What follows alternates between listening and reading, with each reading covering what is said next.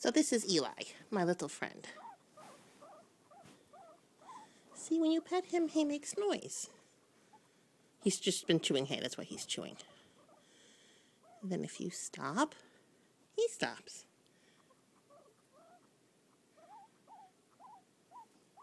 And he just always makes this little noise whenever you pet him. Yeah, I took him to the doctor one time, and when he was being examined, he was very quiet.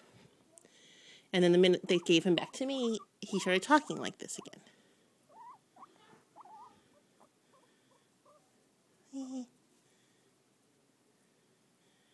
He's got the best wickies. Look at the lippies on him. Oh boy. He just always talks. So is he not happy about being petted? Or do we like to be petted? All right.